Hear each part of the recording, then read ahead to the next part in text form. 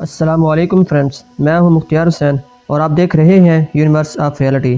آج ہم نے دو خبروں کو کور کرنا ہے، فلسطین کی موجودہ صورتحال اور ایران کے صدر نے امریکہ کی موجودہ صورتحال پر کیا کہا۔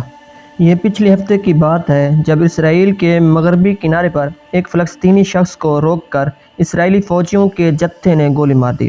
گولی اس شخص کو گردن میں لگی جس کی وجہ سے اس کی موقع پر ہی موت واقع ہو گئی۔ اس واقعے پر فلسطینی تلملا اٹھے اور مغربی پٹی میں خوب احتجاج کیا گیا۔ چونکہ عینی شاہدین کے سامنے اس شخص کو گولی ناجائز طور پر ماری گئی تھی، لہٰذا اعلیٰ حکام نے انکوائری کمیٹی بنا دی تھی۔ اب اس کمیٹی کی رپورٹ آنے پر قتل کرنے والے افسران کو بے گناہ قرار دیا گیا، کیونکہ رپورٹ میں یہ موقف اختیار کیا گیا تھا کہ ان فوجیوں نے سیلف ڈیفنس میں گولی ماری تھی۔ رپورٹ میں یہ بات بھی واضح کی گئی کہ اسرائیل کی مغربی پٹی جہاں یہ واقعہ پیش آیا وہاں پر فلسطینیوں نے ایک غیر قانونی عمارت تعمیر کی تھی اور اس عمارت کی تعمیر رکوانے کے لیے فوجی وہاں گئے، جس کے رد عمل میں لوگوں نے آرمڈ فورس پر حملہ کیا اور سیلف ڈیفنس میں انہوں نے گولی چلائی، جس کے نتیجے میں اس شخص کی موت واقع ہو گئی۔ لہٰذا قتل کرنے والے افسروں کو باعزت بری کر دیا گیا اور رپورٹ میں بے گناہ قرار دیا گیا۔ کس قدر افسوس کی بات ہے کہ سیلف ڈیفنس کے نام پر اسرائیل نے پورے فلسطین کو یرغمال بنا کر وہاں کے معصوم لوگوں پر بھیانک قسم کے ظلم روا کر رکھے ہیں، جبکہ عالمی اقوام بھی ان مظالم پر خاموش تماشائی بنے نظر آتی ہیں۔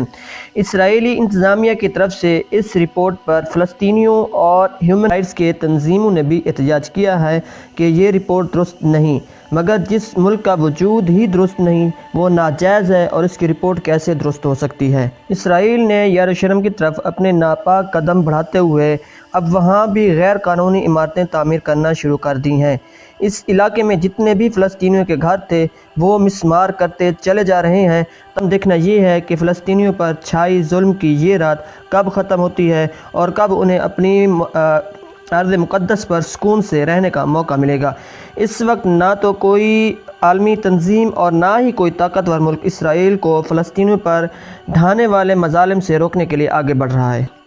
اب ہم بات کریں گے کہ ایران کے صدر نے امریکہ کے بارے میں کیا کہا۔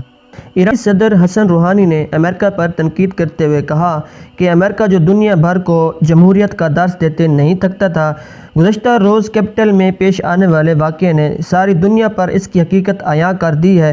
ڈونلڈ ٹرمپ کے اتحادیوں نے کانگریس پر ہلہ بول کر واضح کر دیا کہ وہ ریاست کی کتنی عزت کرتے ہیں اور قانون ان کے سامنے کیا حیثیت رکھتا ہے۔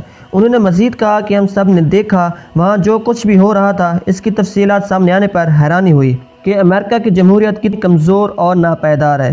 حسن روحانی نے نیشنل ٹی وی سے خطاب کرتے ہوئے کہا کہ ہم سب نے وہ مناظر دیکھے جس میں ٹرمپ کے حامی امریکی شہری کانگریس پر چڑھائی کر رہے تھے۔